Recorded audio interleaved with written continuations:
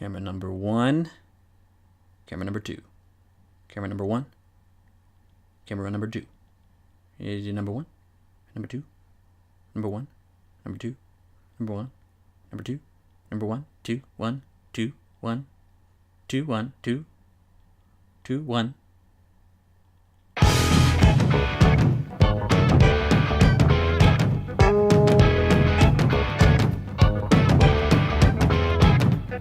Hello everybody and welcome to the HetareAnimeDay Podcast. My name is Micah, and before we get started today, I need to give a special thanks to my patrons, Irislav, Hinty Lim, Steve Jenks, and Casper. Thank you very much for your continued support.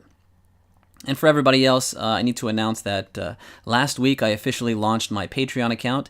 If you don't know what Patreon is, it's a website where you can help support your favorite artists, creators, people that are doing things that you enjoy and benefit from. There are various tiers or amounts that you can pledge, for example, anywhere from $1 to even $100. And depending on how much you give, there are various benefits and rewards that you get. Exclusive access to certain content that I'll put on the Patreon page only. If you are a $3 supporter, you get early access to the episodes, and there's various other rewards such as postcards and gifts that I plan to give to people who donate more. But yeah, if it sounds like something you're interested in, I'd really appreciate it if you check it out. Just go to patreon.com/bananafishyt. The link is down in the description, and thanks always for listening. Right, so today's topic. First of all, I have to apologize. There is no Japanese guest today. Yes, I know. Generally, I try to do every other episode, one with a Japanese guest where we talk in Japanese, and then the weekly wadai. But I was unable to find a guest this week. But it's okay. Next week, I got somebody set up. I'm going to interview Nobu again on Sunday. And then you can expect another appearance from Noriko in the near future. But yeah, for now, I hope this can suffice. It's just going to be me. And we got two cameras today. If you're watching on YouTube, I have two cameras because for one of the segments of the show, I'm going to have to use my phone. And usually I record myself with my phone because the quality is much better than my laptop, as you can see, if you're watching. So yeah, that's why that's happening right now. So yes, there's no guest. Very sorry. But in place of a guest, I have a very special gift that I plan to give all of you today. Stick around and you won't regret it. I'm going to give you a nice tool that you can use when talking with your Japanese friends.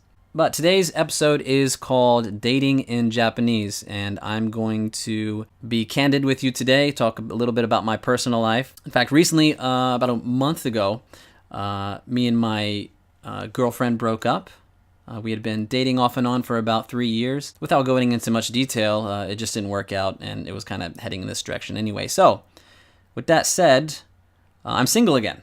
And in order to escape the loveless void, I have started using those dating apps. Now, I tried OkComputer and I tried Tinder with very little success. I've experimented with them in the past, a long time ago. And I have to tell you, I really, really hate internet dating. 2018, so people use these dating apps to try to meet people. See, especially at my age, I'm 35 years old, never been married, no kids. I have a lot of things that I do, this podcast included. I have a full-time job.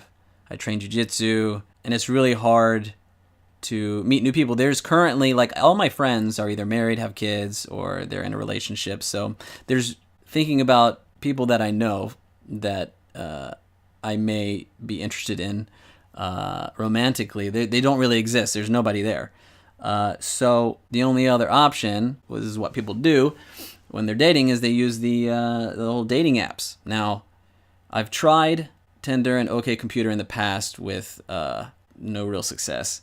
So I thought this time, and since I've been kind of focusing more on studying Japanese and practicing my Japanese, I thought I would try one of the many available Japanese versions of these dating apps. Now, if you live in Japan and you see Japanese ads on the train and things, you've probably seen an advertisement for the app Omiai.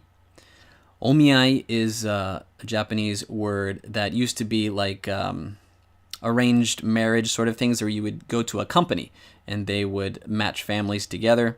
You'd get the resume of the person that you'd be interested in, and you would meet up with them, or your parents would arrange it for you.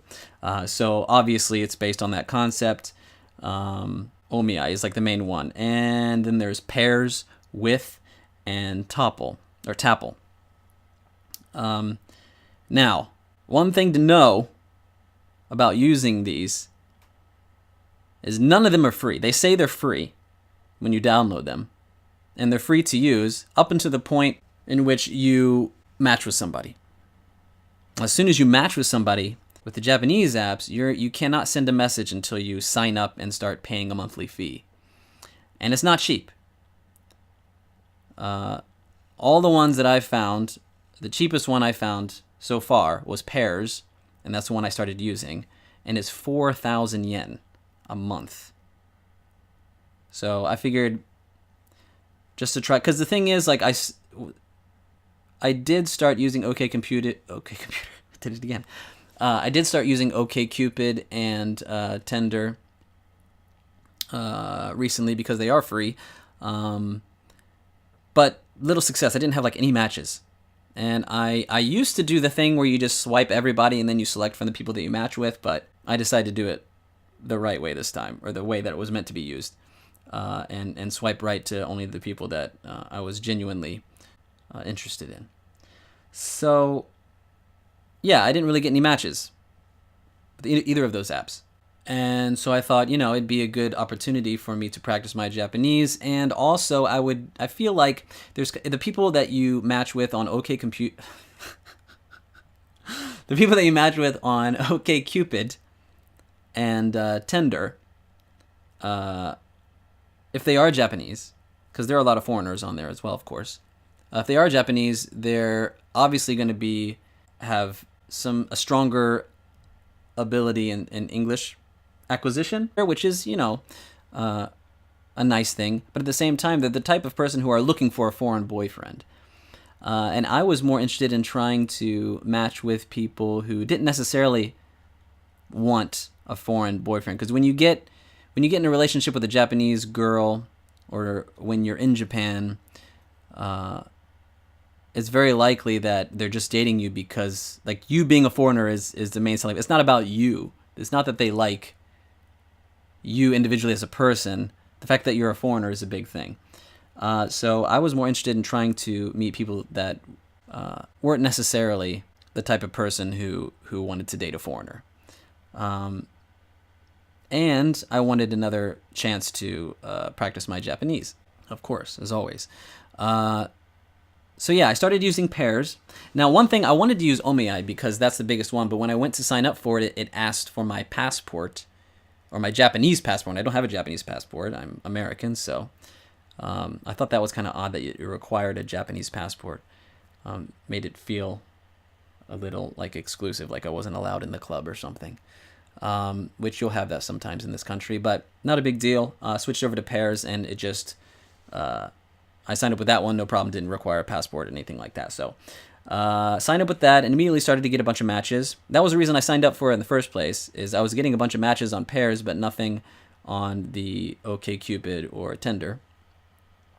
So I signed up to that and started chatting with people. Now, if you are someone who are using one of these apps to meet a potential partner, I have to say, considering my Japanese is far from perfect, it's much easier to get a conversation going in Japanese on these apps than it is on their English counterparts. The reason being, I feel like the culture on Tinder and OkCupid is there's a lot of pressure to say something unique and something that stands out, because you need to stand out from the rest of the other people that they're matching with. But I've found that just saying the same thing, the same introduction to everybody, just standard, saying thank you for matching with me, this is my name, dozo yoroshiku onegai shimasu, is completely fine. And then from there, it's always the same conversation. It's always, what are your hobbies? What's your job? And if you get the conversation going for a while, you say good morning when you wake up. You say good night before you go to sleep. You ask them how their day was and that sort of thing. And I feel like there was much less pressure to be witty or charming. Of course, that stuff will come naturally as you continue the conversation. It seems the whole opener thing doesn't really exist here. It's more of a formality thing. I feel like if you try to do a funny opener using one of those apps here, you're going to come across as a weirdo. So it's much easier in that respect. Like starting the conversation is much easier. But keeping it going may be a little bit more difficult. Anyway, so many of you may be wondering, have I met anybody since I started doing this? I've been using the app for about a month now. And I've met with 2 people. One was a little bit older than I was. She was very nice. But, to put it nicely, she wasn't really my type. And I'm interested in staying friends with her, but I don't think it was going to be going in a romantic direction at all. Now, the other person I met is what I kind of want to talk about today. And I need to preface this by stating that I am not misogynist in any way, nor am I what they call a white knight. But there was a lot of red flags that happened when I met this girl. Now, there was one red flag that came about before we met. The first one being she is very young. She's 21 years old. And so I'm 35, she's 21. Like, that's already too young. And I know that gap is very large. The generation gap is definitely probably going to be an issue. All these things were going through my mind. But she was very nice and very fun to talk to on the app. The conversation escalated very quickly. We exchanged Line information. Line is a messenger app in Japan that is very common. I don't know how popular it is in the West since I haven't been back there in a while, but it's basically the main app through which people send messages to each other. Is called Line. So we exchanged Line information, Line IDs, and we started chatting through there. And I thought it was kind of quick, but I just threw it out there. I asked if she would be interested in meeting, because the thing is with these matching apps that is so tedious, and what I really hate about them is it's so slow. It takes so long to have a conversation. So for, a lot of reasons, all these reasons, of course, you guys know this, I'm being redundant. You want to meet them as soon as possible. And so I threw it out there. This girl, this 21-year-old girl. Would you like to meet so we can talk and get a better, it'd be easier to talk that way. And she agreed. And she was all about it. And so the escalation from the conversation on this Pairs app to getting the Line information to agreeing to meet was a little bit quick. And so me being the over-analytical type of person that I am, I started to get a little paranoid. I've heard various stories about these apps in Japan. Like they have fake accounts, people who sign up and will match with you just to get you to buy a subscription. And also I've seen like movies and things where some cute girl agrees to meet with some nerdy guy. He shows up and there's like a big burly Yakuza guy there who demands they pay money, and they get pressured into paying money. So like I was kind of worried that that's what was happening here. That because considering the age gap was pretty large, she seemed very, very cute. Most girls in Japan don't like guys with beards, so there's a few red flags. I was kind of worried about it, but we were meeting at a bar in a public place, a place that I go often, so I felt safe enough to show up, and I figured once we met, I could gauge whether or not she was real or not. So we did, and everything was going fine. She was really easy to talk to. And very quickly we were speaking very casually to each other, kind of doing the regular sort of banter that I'm used to in my culture. poking fun at each other and laughing and things like that. So it was going really well. And then she dropped the bomb on me. So we were talking, and I mentioned that I was kind of paranoid, and I'm glad to see that she's a real person, because I've seen movies with the Yakuza. I told her that whole thing, and she laughed and thought I was being silly. And so we started talking about that. Like, I kind of empathize, I sympathize with the women who use these apps. Like, you have to be really careful because, you don't know. There's a lot of weird people out there. The first person that I met, I mentioned the same thing to her. Like, it's so hard to get to the point where where the girl agrees to meet with you, and even then, like, you have to be super careful. And the girl that I met with before said she always tells one of her friends that she's going out on a date with the guy from the internet, and so when she's finished, if she doesn't call or message by a certain time or whatever, that she's in trouble and that they should call the police. And I feel like that's standard practice, and it should be, at least. So I was talking about this stuff to this 21-year-old girl, and while I was talking about this, she was just thinking to herself,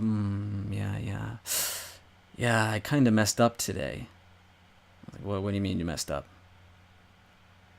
いや、ちょっと失敗したね、今日はちょっと失敗した. She says, and I was, like, what happened? She's like, well, I met with another guy before you, and I went to his place, and I was like, well, we went to his place. Okay, that's very fast. She's like, yeah, I agreed to meet to his place. So she was like, yeah, we ended up meeting at his place, and I was like, the first place you met this guy was at his house. All right. She's like, yeah, so we met at his place, and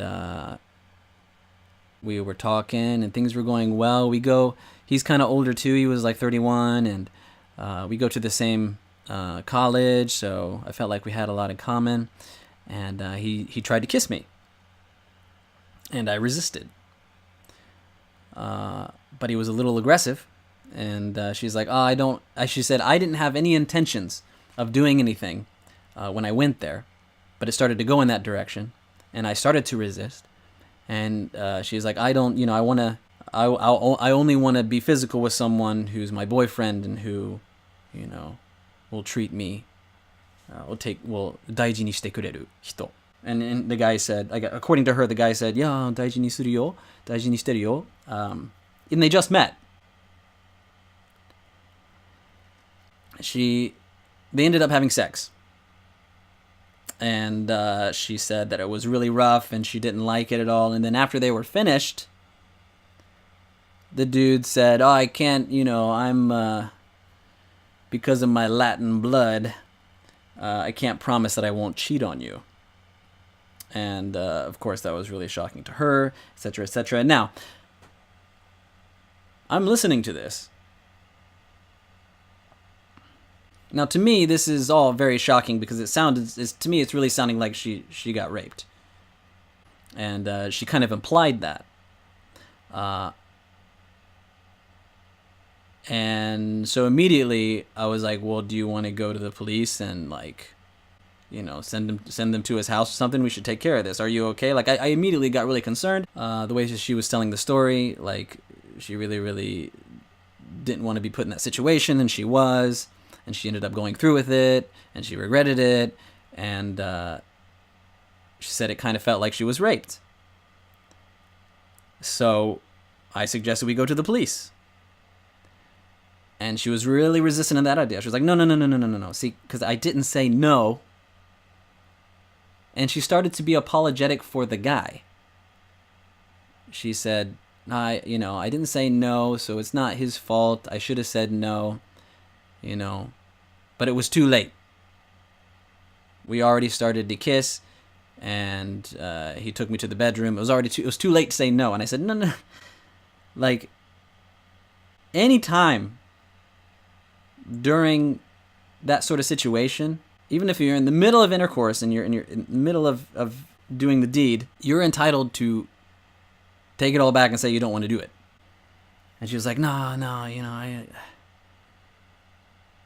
just, It's my bad. I feel really bad because now he thinks that we're together, but I didn't really like him. The sex was really bad, and it was really shocking to me. And there's several levels of why this is just really messed up to me. The first part, and the biggest part, of course, is the fact that this girl ended up getting taken advantage of. The second part being how unwilling she was to resist and say no, and then even after the fact, be so unwilling to make him take responsibility for his actions. And thirdly, if you're not going to do anything about it and you think it's water under the bridge, how is it that you thought that this is our conversation went from joking around, being laughing, and it just immediately got like super heavy, and I'm super concerned about this person. And in the end, she won't let me go to the police. She insists that it was her own fault, that she misled him. And then next we're talking about, like, she's like, oh, and I made plans to meet with him again. And it just blew my mind. Why would you do that? Why would you, if this is a person, like you said, that you feel force themselves upon you, and you said they were really weird, really aggressive, why would you agree to meet with this person again? She's like, oh, it's my personality. I have difficulty breaking off relationships and things. She's like, should I not see him? And I said, yes, of course. If all the things that you said to me just now were true, then you shouldn't. It's clear. The course of action is clear. You won't go to the police, but at least break off all connection with him. It's like, what should I say? You don't even have to say anything. You just block him. You could block him. But if you really want to say something, just anything is fine. Just say, I don't like you. I made a mistake. Not going to see you tomorrow. Sorry.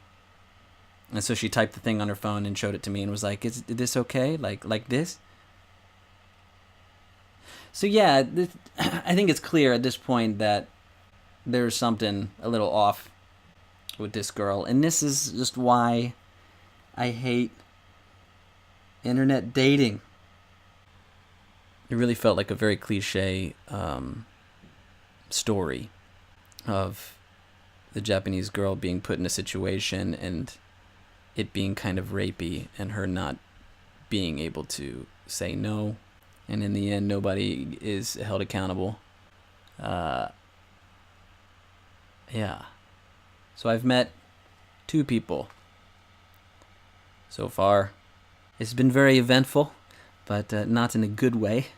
So I feel kind of burnt out from that experience.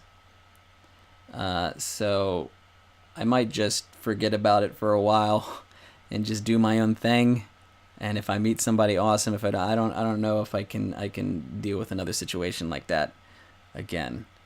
But yeah, so that happened last week. And today, let's now to kind of dig myself out of that really dark hole that I dug just now. To climb out of that, I want to share with you. I want to give you the gift that I mentioned at the beginning of this episode. I forget what episode number it is, but when I talked to Tomo, we talked about funny Japanese. What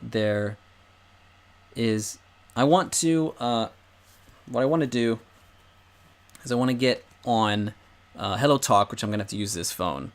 I'm going to get on Hello Talk and try to talk to a random person. I'm going to tell them a joke in Japanese, and the goal is to make them laugh. Now, the thing is, the gift that I'm giving you guys is this joke. This joke is my favorite Japanese joke, and I have not met any Japanese people so far that I've told it to that have heard it before. And I'm gonna try to have a conversation with somebody, a random person on Hello Talk, and I'm gonna tell them this joke and see if they laugh. And I suggest that you use it with your Japanese friends, and I guarantee you, if you do, they will laugh, and it will be a genuine laugh. Yeah, so here we go. I'm gonna stop recording on this one. I'm gonna get on Hello Talk. And we are gonna do this thing. Alright, it's okay. I'm gonna call. Here we go.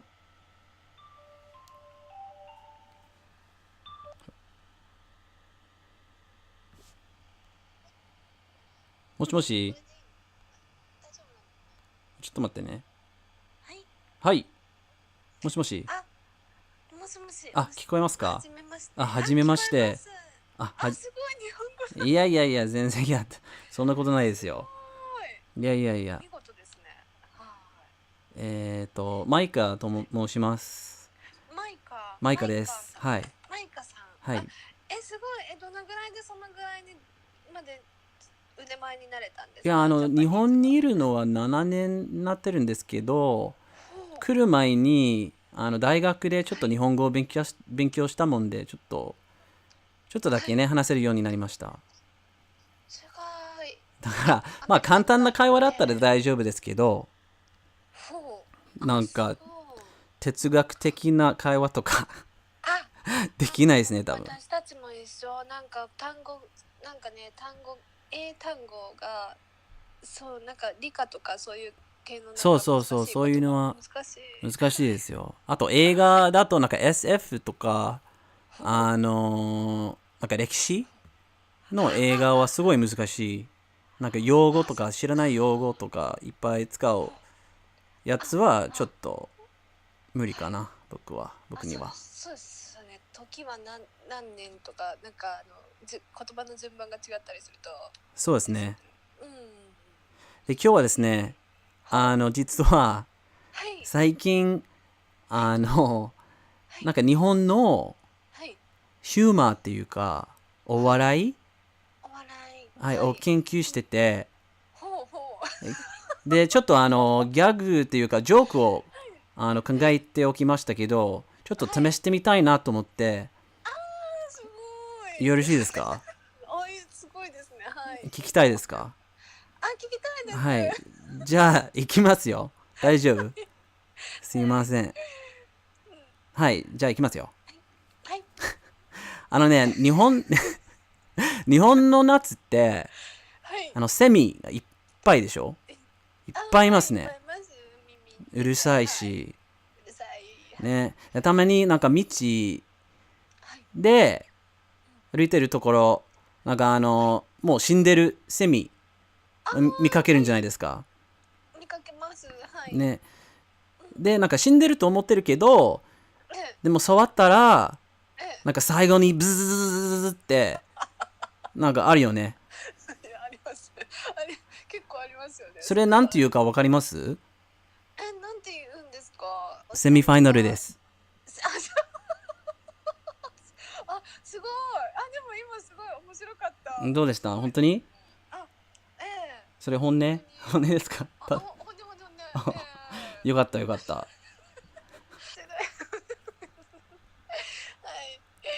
今ね、ちょっとやることがあるんですけど、それ終わったらまた電話してもよろしいですか？はい、わかりました。はい、すいません。じゃあまた後でね。はい、すいません。はい、ありがとうございました。ありがとうございました。またお願いします。またお願いします。はい、失礼します。失礼いたします。I don't know if you caught it, but the joke is semi is cicada, and cicadas, there are a lot of cicadas in Japan. And the thing is with this joke, like so Japanese jokes are all about puns, right? The word for them is dajare, or oyaji gyagu is also a way. They say oyaji is like an old man because these are jokes that old men always say. But if they're good, or if the Japanese people think they're good, then they're good. Like, they don't have jokes that I'm aware of, like we have jokes in the States where there's like a setup, there's a story, a setup, and then the punchline. These are the kind of style of jokes that you can find like in a joke book. Here, if you say joke, they immediately think pun. So the only Japanese jokes that I've ever heard in this way are always a pun. So anyway, the one that I've been using that always gets a good response that I'm giving to you, and I'm challenging you to try to do this, and tell this joke to Japanese people is the semifinal. So semi is cicada, and you first I set up the joke by saying that, okay, there's lots of cicadas in Japan during the summer, you know that, right? And sometimes when you're walking around, you'll see a dead cicada on the ground. You think it's dead, but when you approach it and touch it, maybe it'll buzz one last time before dying. And then I ask, do you know what that's called? And then you give them the punchline, semifinal. So semi being cicada, final being its final semifinal. Anyway, yeah, and they love it. They love that joke. Before I go today, before I introduce today's song, I'm gonna give you guys a joke that's for you. Now, this is a joke that is for bilingual Japanese English bilingual people only. And when I tell this joke to Japanese people, usually the Japanese people don't get it. I asked Tomo today, and her English is really good. I thought she'd be able to get it, but she didn't get it at all. But my other native teacher, who was there that day, he got it. And I'm gonna say to you, I'm not gonna tell you what the punchline is. I'm just gonna tell you what it is, and I want you to think about it, and I want you to tell me. I want you to send me a message or tell me whether or not you got the joke. So the joke is, this morning, every morning. Okay? This morning, every morning. If you say, all you have to do, it's so easy. All you have to do is you have to say, this morning, every morning, in Japanese. And that's the joke. What else do you need? All right, guys. Enjoy today's song. This is by a band from the 80s, 1981, Chakra.